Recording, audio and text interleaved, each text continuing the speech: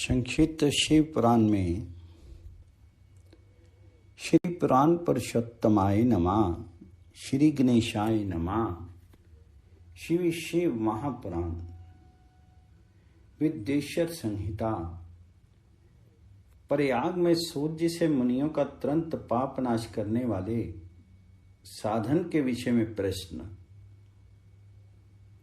जो आदि और अंत में तथा मध्य में भी नित्य मंगल में है, जिनकी समानता अथवा तुलना कहीं भी नहीं है, जो आत्मा के स्वरूप को प्रकाशित करने वाले देवता परमात्मा हैं, जिनके 5 मुख हैं और जो खेल ही खेल में अनायास जगत की रचना, पालन और संहार तथा अनुग्रह एवं तिरोभाव रूप 5 प्रयत्न प्रबल कर्म करते रहते हैं, उन सर्वश्रेष्ठ अजर अमर ईश्वर अंबिकापति भगवान शंकर का मैं मन ही मन चिंतन करता हूं।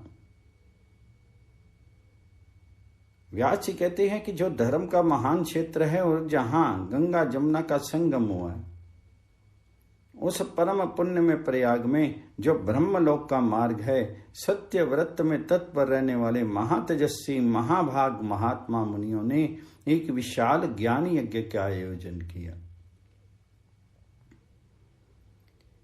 उस ज्ञानी यज्ञ का समाचार सुनकर के पौराणिक शिरोमणि व्यास शिष्य महामुनि सूर्य वहां मुनियों का दर्शन करने के लिए आए।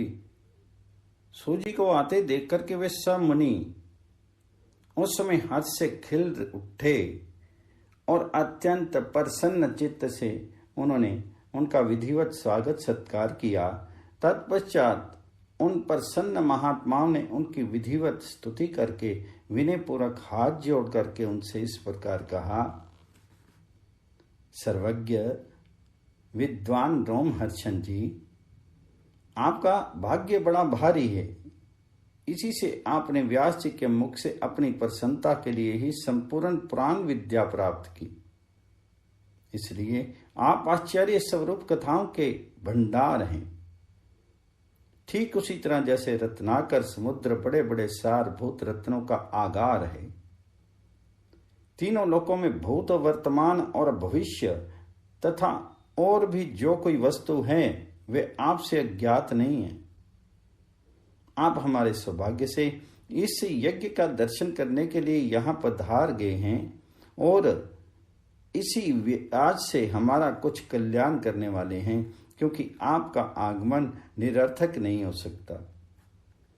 हमने पहले भी आपसे शुभ अशुभ तत्व का पूरा पूरा वर्णन सुना है, किंतु उससे तृप्ति नहीं होती। हमें उसे सुनने की बारंबार इच्छा होती है। उत्तम बुद्धि वाले सूत जी,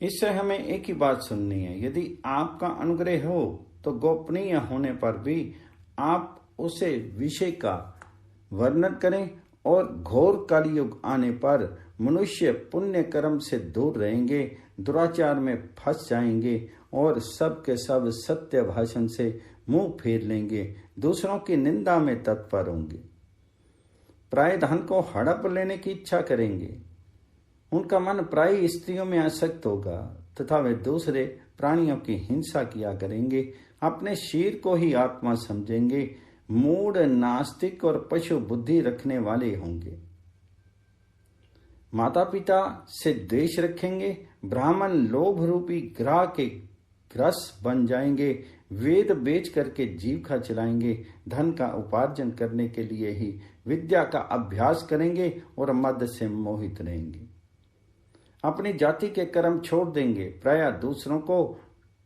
ठगेंगे, तीनों काल की संध्या उपासना से दूर रहेंगे और ब्रह्म ज्ञान से शून्य होंगे, समस्त क्षत्रिय भी सधर्म का त्याग करने वाले होंगे, कुसंगी पापी और व्यभिचारी होंगे, उनमें शौर्य का अभाव होगा, वे कुत्सित चौर्य कर्म से जीविका चलाएंगे, शूद्रों का सा बर्ताव करेंगे और उनका चित्त काम का किंकर बना रहेगा, वैश्य संस्कार भ्रष्ट सर्वधर्म त्यागी कुमार्गी धन उपार्जन परायण तथा नाप तोल में अपने कुत्सित वृत्ति का परिचय देने वाले होंगे।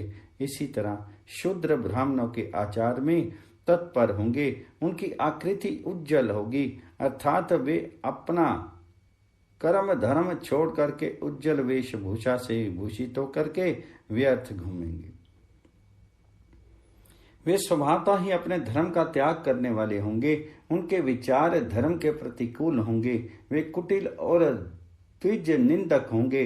यदि धनी हुए तो कुकर्म में लग जाएंगे, विद्वान हुए तो वाद विवाद करने वाले होंगे, अपने को कुलीन मानकर चारों वर्णों के साथ वैवाहिक संबंध स्थापित करेंगे, समस्त वर्णों को अपने संपर्क से भ्रष्ट करेंगे। वे लोग अपने अधिकार सीमा से बाहर जाकर के द्विजोचित सत्कर्मों का अनुष्ठान करने वाले होंगे।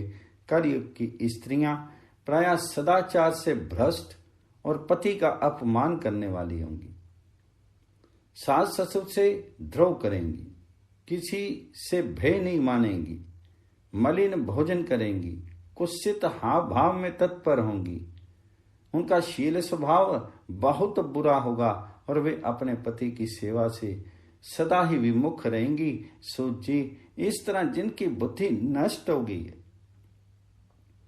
जिन्होंने अपने धर्म का त्याग कर दिया है, ऐसे लोगों को इस लोक और परलोक में उत्तम गति कैसे प्राप्त होगी?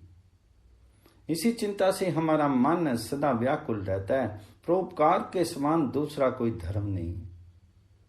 अतः जिस छोटे से उपाय से इन सब के पापों का तत्काल नाश हो जाए, उसे इस समय कृपा पूर्वक हमें बताइए, क्योंकि आप समस्त सिद्धांतों के ज्ञाता हैं। व्यास जी कहते हैं, उन भवितात्मा मुनियों की ये बात सुनकर के सूत जी मन ही मन भगवान शंकर जी का स्मरण करके उनसे इस प्रकार बोले। अध्याय 1,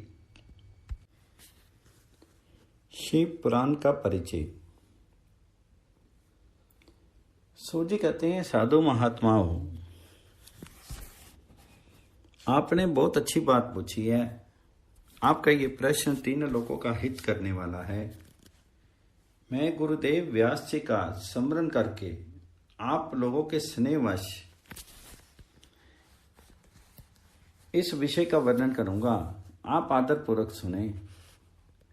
सबसे उत्तम जो शिव पुराण है वह वेदांत का सार सर्वस्व है और वक्ता श्रोता का समस्त पाप राशियों से उद्धार करने वाला है।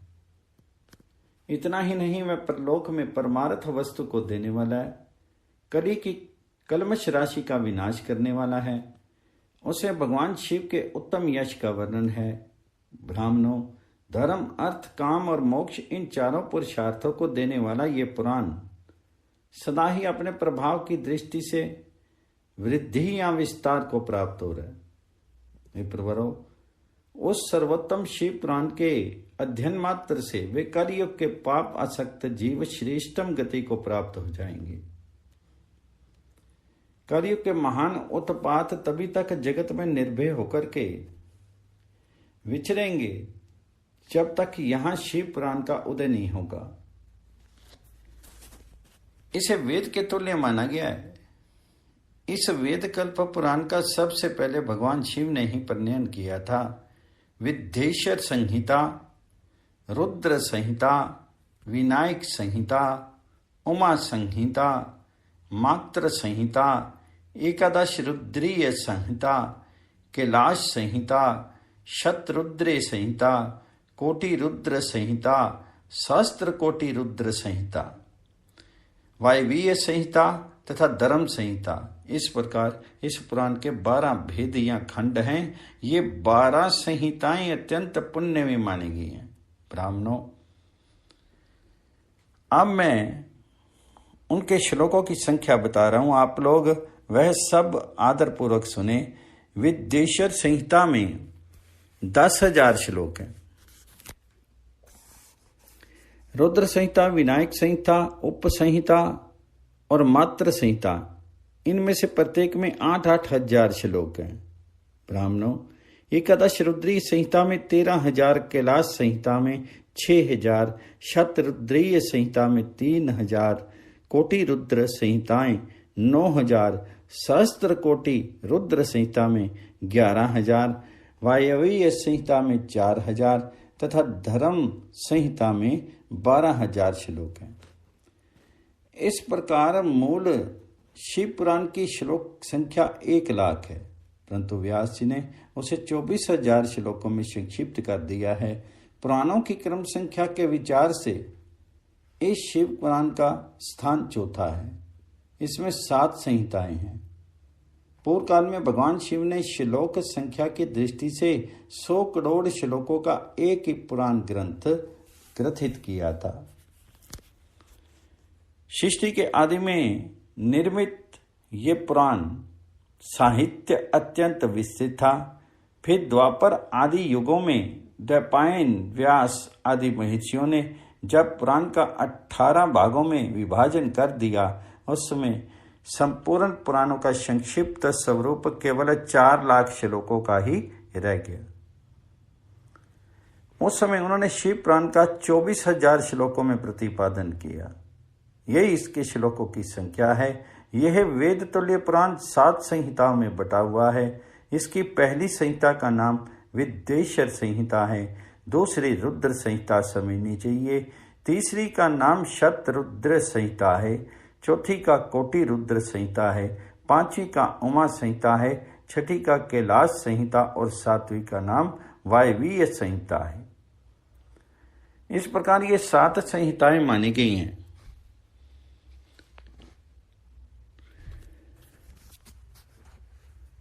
इन 7 संहिताओं से युक्त दिव्य शिव पुराण वेद के तुल्य प्रमाणिक तथा सबसे उत्कृष्ट गति प्रदान करने वाला है। यह निर्मल शिव पुराण भगवान शिव के द्वारा ही प्रतिपादित है। इसे शैव शिरोमणि भगवान व्यास ने संक्षेप से संकलित किया है। यह समस्त जीव समुदाय के लिए उपकारक, त्रिविध तापों का नाश करने वाला, तुलना रहित एवं सत्पुरुषों को कल्याण प्रदान करने वाला है। इसमें वेदांत विज्ञान में प्रधान तथा निष्कपट अर्थात निष्काम धर्म का प्रतिपादन किया गया है। ये पुराण ईर्ष्या रहित अंतःकरण वाले विद्वानों के लिए जानने की वस्तु है। इसमें श्रेष्ठ मंत्र समूह का संकलन है तथा धर्म, अर्थ और काम इस त्रिवर्ग की प्राप्ति के साधन का भी वर्णन है। यह उत्तम शिव पुराण समस्त पुराणों में श्रेष्ठ है। वेद वेदांत में वैद्य रूप से विलसित परम वस्तु परमात्मा का इसमें गान किया गया है। जो बड़े आदर से इसे पढ़ता है और सुनता है, वह भगवान शिव का प्रिय होकर के समस्त गति को प्राप्त कर लेता है।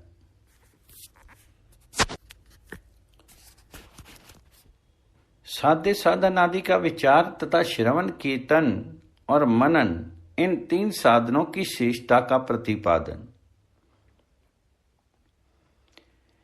व्यास जी कहते हैं, सूत जी का ये वचन सुनकर के वे सब महर्षि बोले, अब आप हमें वेदांत सार सर्वस्वरूप अद्भुत शिव पुराण की कथा सुनाइए। सूत जी ने कहा, आप सब महर्षिगण रोग शोक से रहित कल्याण में भगवान शिव का स्मरण करके पुराण प्रवर शिव पुराण की जो वेद के सार तत्व से प्रकट हुआ है कथा सुनिए। शिव पुराण में भक्ति, ज्ञान और वैराग्य, इन तीनों का प्रतिपूर्वक गान किया गया और वेदांत वैद्य सद्वस्तु का विशेष रूप से वर्णन है। इस वर्तमान कल्प में जब सृष्टि क्रम आरंभ हुआ था, उन दिनों 6 कुलों के महर्षि परस्पर वाद विवाद करते हुए कहने लगे, अमुक वस्तु सबसे उत्कृष्ट है और अमुक नहीं है। उनके इस विवाद ने अत्यंत महान रूप धारण कर लिया। तब वे सब के सब अपनी शंका के समाधान के लिए सृष्टिकर्ता अविनाशी ब्रह्मा जी के पास गए और हाथ जोड़ करके विनय भरी वाणी में बोले, प्रभु जी, आप संपूर्ण जगत को धारण पोषण करने वाले तथा समस्त कारणों के भी कारण हैं। हम ये जानना चाहते हैं कि संपूर्ण तत्वों से परे जो प्रातपर प्राण पुरुष कौन है?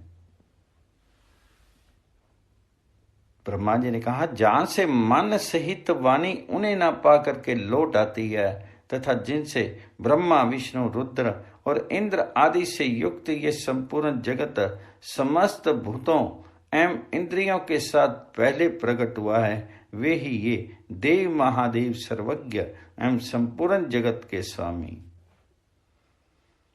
यही सबसे उत्कृष्ट है। भक्ति से ही इनका साक्षात्कार होता है, दूसरे किसी उपाय से कहीं इनका दर्शन नहीं होता है। रुद्र, हरि, हर तथा अन्य देवीश्वर सदा उत्तम भक्ति भाव से उनका दर्शन करना चाहते हैं। भगवान शिव में भक्ति होने से मनुष्य संसार बंधन से मुक्त हो जाता है। देवता के कृपा प्रसाद से उनमें भक्ति होती है और भक्ति से देवता का कृपा प्रसाद प्राप्त होता है। ठीक उसी तरह जैसे यहां अंकुर से बीज और बीज से अंकुर पैदा होते हैं, इसलिए तुम सब ब्रह्म ऋषि भगवान शंकर जी का कृपा प्रसाद प्राप्त करने के लिए भूतल पर जाकर के वहां सहस्त्रों वर्षों तक चालू रहने वाले एक विशाल यज्ञ का आयोजन करो। इन यज्ञपति भगवान शिव की ही कृपा से वेदोक्त विद्या के सारभूत साध्य साधन का ज्ञान होता है। शिव पद की प्राप्ति ही साध्य है, उनकी सेवा ही साधन है तथा उनके प्रसाद से जो नित्य नैमित्तिक आदि फलों की ओर से निष्प्रिय होता है वही साधक है। वेदोक्त कर्म का अनुष्ठान करके उनके महान फल को भगवान शिव के चरणों में समर्पित करता ही परमेश्वर पद की प्राप्ति है। वही सालोक्य आदि के क्रम से प्राप्त होने वाली मुक्ति है। उन पुरुषों की भक्ति के अनुसार उन सबको उत्कृष्ट फल की प्राप्ति होती है। उस भक्ति के साधन अनेक प्रकार के हैं, जिनका साक्षात महेश्वर ने ही प्रतिपादन किया है। उनमें से सारभूत साधन को संक्षिप्त करके मैं बता रहा हूं। कान से भगवान जी के नाम, गुण और लीलाओं का श्रवण, वाणी द्वारा उनका कीर्तन तथा मन के द्वारा उनका मनन, इन तीनों को महान साधन कहा गया। तात्पर्य यह कि महेश्वर का श्रवण, कीर्तन और मनन करना चाहिए। ये श्रुति का वाक्य हम सब के लिए प्रमाणभूत है। इसी साधन से संपूर्ण मनोरथों की सिद्धि में लगे हुए आप लोग परम साध्य को प्राप्त हों। लोग प्रत्यक्ष वस्तुओं को आंख से देख करके उसमें प्रवृत्त होते हैं, परंतु जिस वस्तु का कहीं भी प्रत्यक्ष दर्शन नहीं होता है उसे श्रवण इंद्रिय द्वारा जान सुन करके मनुष्य उसकी प्राप्ति के लिए चेष्टा करता है। अतः पहला साधन श्रवण ही है। उसके द्वारा गुरु के मुख से तत्व को सुन करके श्रेष्ठ बुद्धि वाला विद्वान पुरुष अन्य साधन कीर्तन एवं मनन की सिद्धि की क्रमशः मनन पर्यंत इस साधन की अच्छी तरह से साधना कर लेने पर उसके द्वारा सालोक्य आदि के क्रम से धीरे धीरे भगवान शिव का संयोग प्राप्त होता है। पहले सारे अंगों के रोग नष्ट हो जाते हैं, फिर सब प्रकार का लौकिक आनंद भी विलीन हो जाता है। भगवान शंकर की पूजा, उनके नामों के जप तथा उनके गुण रूप विलास और नामों का युक्तिपरायण चित्त के द्वारा जो निरंतर परिशोधन या चिंतन होता है उसी को मनन कहा गया। वह महेश्वर की कृपा दृष्टि से उपलब्ध होता है। उसे समस्त श्रेष्ठ साधनों में प्रधान या प्रमुख कहा गया है। सूत जी कहते हैं, मुनीश्वरों, इस साधन का महात्म्य बताने के प्रसंग में मैं आप लोगों के लिए एक प्राचीन वृत्तांत का वर्णन करूंगा, उसे ध्यान देकर के आप सुने। पहले की बात है, पराशर मुनि के पुत्र मेरे गुरु व्यासदेव जी सस्ती नदी के सुंदर तट पर तपस्या कर रहे थे। एक दिन सूर्यतुल्य तेजस्वी विमान से यात्रा करते हुए भगवान सनत कुमार जी अकस्मात वहां पे आ पहुंचे। उन्होंने मेरे गुरु को वहां देख करके वे ध्यान में मग्न थे। उनसे जगने पर उन्होंने ब्रह्मपुत्र सनत कुमार जी को अपने सामने उपस्थित देखा। देख करके वे बड़े वेग से उठे और उनके चरणों में प्रणाम करके मुनि ने उन्हें अर्घ्य दिया और देवताओं के बैठने योग्य आसन भी अर्पित किया। तब प्रसन्न हुए भगवान सनत कुमार जी विनीत भाव से खड़े हुए। व्यास जी से गंभीर वाणी में बोले, मुनि तुम सत्य वस्तु का चिंतन करो। वह सत्य पदार्थ भगवान शिव ही हैं जो तुम्हारे साक्षात्कार के विषय होंगे। भगवान शंकर का श्रवण कीर्तन मनन ये 3 महत्तर साधन कहे गए हैं। ये तीनों ही वेद सम्मत हैं। पूर्व काल में मैं दूसरे साधनों के संभ्रम में पड़ करके घूमता घामता मंदराचल पर जा पहुंचा और वहां तपस्या करने लगा। तदंतर महेश्वर शिव की आज्ञा से भगवान नंदिकेश्वर वहां आए। उनकी मुझ पर बड़ी दया थी।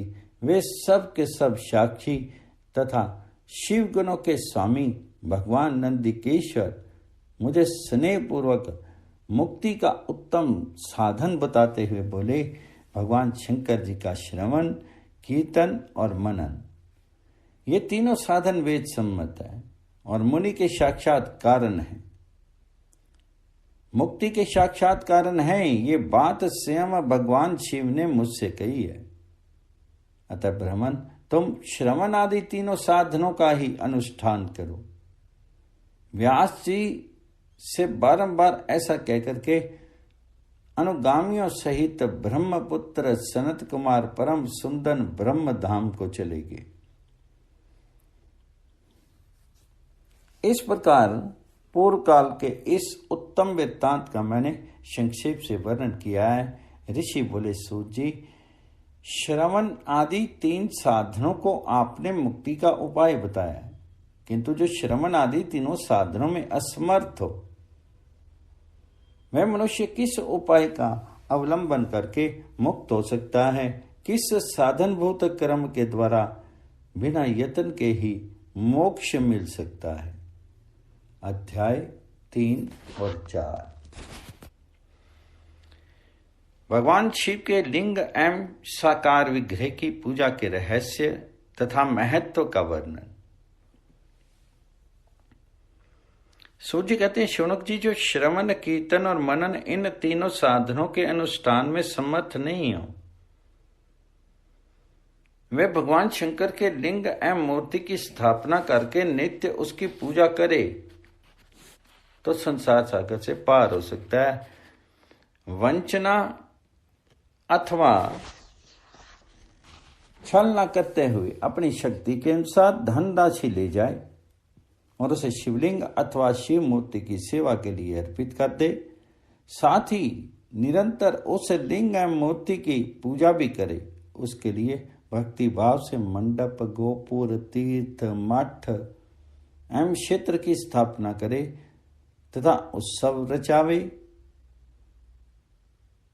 वस्त्र, गंध, पुष्प, धूप, दीप तथा पुआ और शाक आदि व्यंजनों से युक्त भांति भांति के भक्ष्य भोजन अन्न नैवेद्य के रूप में समर्पित करे। छत्र, ध्वजा, व्यंजन, चामर तथा अन्य अंगों सहित राज उपचार की भांति सब सामान भगवान शिव के लिंग एवं मूर्ति को चढ़ावे। प्रदक्षिणा, नमस्कार तथा यथाशक्ति जप करे। आवाहन से लेकर विसर्जन तक सारा कार्य प्रतिदिन भक्ति भाव से संपन्न करे। इस प्रकार शिवलिंग अथवा शिव मूर्ति में भगवान शंकर जी की पूजा करने वाला पुरुष श्रवण आदि साधनों का अनुष्ठान नहीं करे तो भी भगवान शिव की प्रसन्नता से सिद्धि प्राप्त कर लेता है। पहले के बहुत से महात्मा पुरुष लिंग तथा शिव मूर्ति की पूजा करने मात्र से भाव बंधन से मुक्त हो चुके हैं। ऋषियों ने पूछा, मूर्ति में ही सर्वत्र देवताओं की पूजा होती है, लिंग में नहीं। परंतु भगवान शिव की पूजा सब जगह मूर्ति में और लिंग में ही क्यों की जाती है? तो सूर्य ने कहा, मुनीश्वरों, तुम्हारा ये प्रश्न तो बड़ा ही पवित्र और अत्यंत अद्भुत है। इस विषय में महादेव जी ही वक्ता हो सकते हैं, दूसरा कोई पुरुष कभी और कहीं भी इसका प्रतिपादन नहीं कर सकता। इस प्रश्न के समाधान के लिए भगवान शिव ने जो कुछ कहा है और उसे मैंने गुरु जी के मुख से जिस प्रकार सुना है उसी तरह क्रमशः वर्णन करूंगा। एकमात्र भगवान शिव ही ब्रह्म रूप होने के कारण निष्कल अर्थात निराकार कहे गए हैं। रूपवान होने के कारण उन्हें सकल भी कहा जाता है, इसलिए वे सकल और निष्कल दोनों हैं। शिव के निष्कल निराकार होने के कारण ही उनकी पूजा का आधारभूत लिंग भी निराकार ही प्राप्त हुआ है,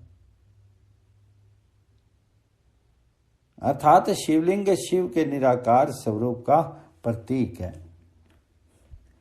इस तरह शिव के सकल या साकार होने के कारण उनकी पूजा का आधारभूत विग्रह साकार प्राप्त होता है, अर्थात शिव का साकार विग्रह उनके साकार स्वरूप का प्रतीक होता है। सकल और अकल समस्त अंग आकार सहित साकार और अंग आकार से सत्तर रहित निराकार रूप होने से ही वे ब्रह्म शब्द से कहे जाने वाले परमात्मा हैं। यही कारण है कि सब लोग लिंग निराकार और मूर्ति साकार दोनों में ही सदा भगवान शिव की पूजा करते हैं। शिव से भिन्न जो दूसरे देवता हैं वे साक्षात ब्रह्म नहीं है, इसलिए कहीं भी उनके लिए निराकार लिंग नहीं उपलब्ध होता। पूर्व काल में बुद्धिमान ब्रह्मपुत्र सनत कुमार मुनि ने मंदराचल पर नंदिकेश्वर से इसी प्रकार का प्रश्न किया था। सनत कुमार जी बोले, भगवान शिव से भिन्न जो देवता हैं उन सब की पूजा के लिए सर्वत्र प्राय बेर मूर्ति मात्र ही अधिक संख्या में देखी और सुनी जाती है। केवल भगवान शिव की ही पूजा में लिंग और बेर दोनों का उपयोग देखने में आता है। अतः कल्याण में नंदिकेश्वर इस विषय में जो तत्व की बात हो उसे मुझे इस प्रकार बताइए जिससे अच्छी तरह समझ में आ जाए। तो नंदिकेश्वर ने कहा, निष्पाप ब्रह्म कुमार, आपके इस प्रश्न का हम जैसे लोगों के द्वारा कोई उत्तर नहीं दिया जा सकता, क्योंकि यह गोपनीय विषय है और लिंग साक्षात ब्रह्म का प्रतीक है। तथापि आप शिव भक्त हैं, इसलिए इस विषय में भगवान शिव ने जो कुछ बताया है उसे भी आपके समक्ष कहता हूं। भगवान शिव ब्रह्म स्वरूप है और निष्कल निराकार है, इसलिए उन्हीं की पूजा में निष्कल लिंग का उपयोग होता है। संपूर्ण वेदों का यही मत है। सनत कुमार जी बोले, महाभाग योगेंद्र, आपने भगवान शिव तथा दूसरे देवताओं के पूजन में लिंग और बेर के प्रचार का जो रहस्य विभाग पूर्वक बताया है वह यथार्थ है। इसलिए लिंग और बेर के आदि उत्पत्ति का जो उत्तम वृत्तांत है उसी को मैं इस समय सुनना चाहता हूं। लिंग के प्रागट्य का रहस्य सूचित करने वाला प्रसंग मुझे सुनाई। इसके उत्तर में नंदिकेश्वर ने भगवान महादेव जी के निष्कल स्वरूप लिंग के आविर्भाव का प्रसंग सुनाना आरंभ किया। उन्होंने ब्रह्मा तथा विष्णु के विवाद, देवताओं की व्याकुलता एवं चिंता, देवताओं का दिव्य कैलाश शिखर पर जाना, उनके द्वारा चंद्रशेखर महादेव जी का स्तवन, देवताओं से प्रेरित हुए महादेव जी का ब्रह्मा और विष्णु के विवाद स्थल में आगमन तथा दोनों के बीच में निष्कल आदि अंतरहित भीषण अग्नि स्तंभ के रूप में उनका आविर्भाव, आदि प्रसंगों की कथा कही। तदनंतर श्री ब्रह्मा और विष्णु दोनों के द्वारा उस ज्योतिर्मय स्तंभ की ऊंचाई और गहराई का था लेने की चेष्टा एवं केतकी पुरुष के शाप वरदान आदि के प्रसंग भी सुनाइए।